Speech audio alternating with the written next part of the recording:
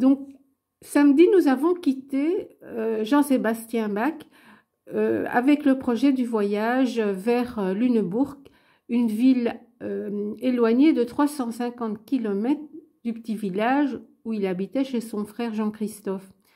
Il va faire ce chemin à pied. Donc, il a peut-être été pris en charge de temps en temps par une bonne âme qui passait en calèche ou en charrette. Et donc, ce voyage va durer plus d'1 mois. Et il part à 15 ans. Mais à cette époque-là, on était à ce moment-là en 1700 tout rond, on était majeur à 15 ans. L'âge de la majorité a varié au fil des époques. Ici, dans notre pays, il y a une centaine d'années, on était majeur à 25 ans seulement. Puis, on a descendu ça à 21 ans. Et maintenant, nous sommes majeurs, donc responsables de notre vie à 18 ans. Et bien là, à 15 ans, on estimait que formés déjà très très jeunes aux langues étrangères, à la philosophie, au droit, eh bien on avait acquis à 15 ans la maturité nécessaire pour diriger sa propre vie. Donc Jean-Sébastien et Georges partent vers Lunebourg, où ils sont engagés dans un chœur, et donc ils vont percevoir une rémunération pour cela. Et Lunebourg est une ville déjà assez importante, non loin du port de Hambourg, qui était un des ports les plus riches en importation et en exportation de l'Europe, un port sur la Baltique.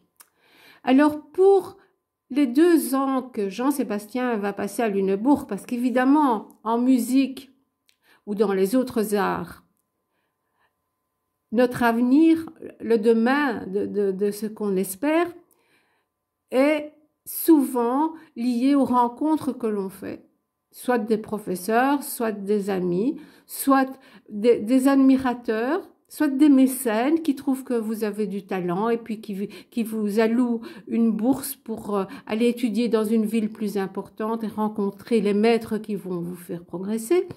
Et donc, le séjour de Lunebourg, où Jean-Sébastien Bach va passer 2 ans, il va lui permettre d'évoluer et d'être, de déjà contacter des personnes qui suivent une formation comme lui au Collège Saint-Michel, des personnes de la noblesse ou bien alors des expatriés d'autres pays qui ont fui les guerres de religion, notamment des Français.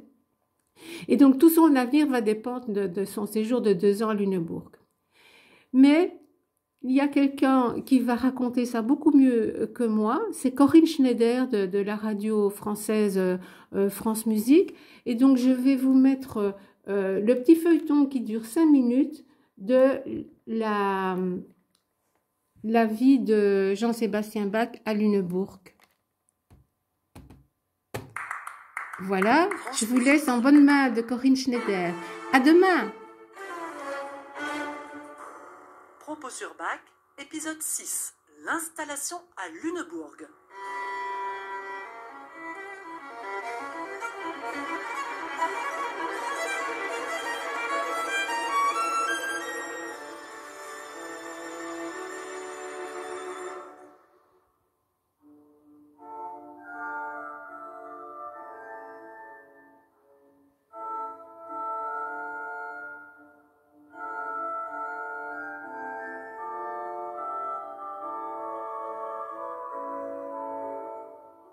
En l'année 1700, Jean-Sébastien atteint l'âge de 15 ans.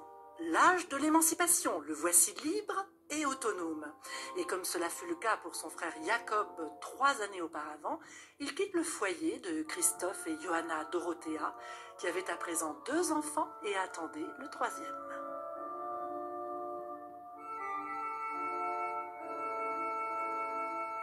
Pour la première fois, Jean-Sébastien quitte sa Thuringe natale. Direction le nord de l'Allemagne, à 350 km d'Ordruf. Un long voyage pour rejoindre Lunebourg, une petite ville non loin de l'embouchure de l'Elbe, au sud de Hambourg.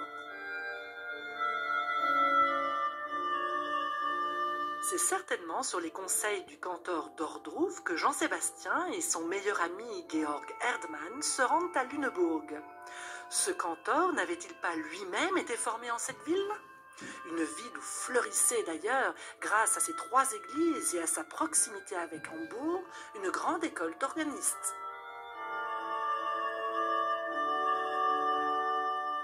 Grâce à leur belle voix travaillée, Jean-Sébastien et Georg sont immédiatement intégrés au pensionnat de l'école Saint-Michel et au cœur de cet établissement qui était réservé aux fils de familles pauvres, privés de ressources, mais dotés d'une belle voix. Le chœur est placé sous la responsabilité du cantor August Braun.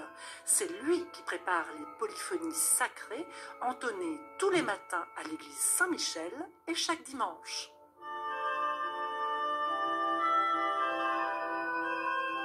Souvent, Jean-Sébastien quitte Saint-Michel pour se rendre à l'église Saint-Jean.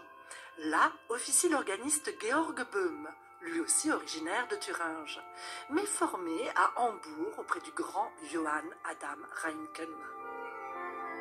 Böhm combinait un style fleuri et ornemental très personnel aux techniques de contrepoint de l'école du Nord. Ce sont ces 2 styles que Jean-Sébastien allait approfondir à ses côtés.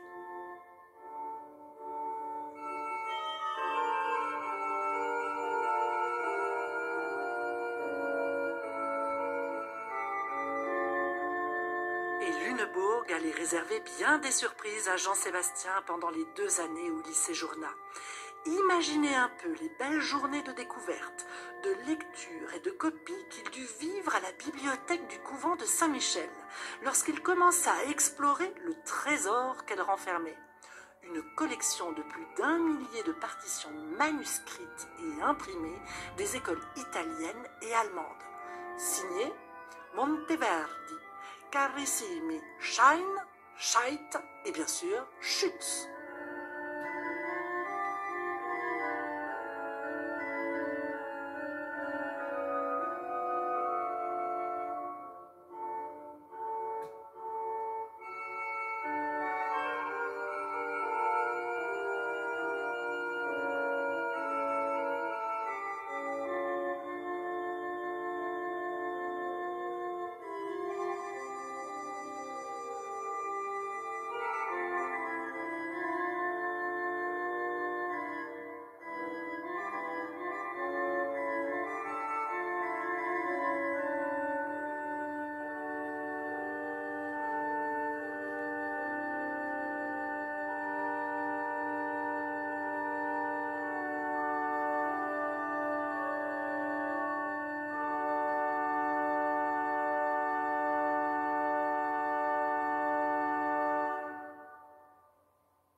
L'organiste belge Bart Jacobs interprétait en 2017 une série de variations composées par Georg Böhm sur le choral Vater unser im Himmelreich. De Georg Böhm, qui fut donc l'un des maîtres de Jean-Sébastien Bach, on conserve une 15aine de pièces d'orgue dans ce style fleuri, mais aussi des suites de danse pour le clavecin, des cantates liturgiques et quelques motets.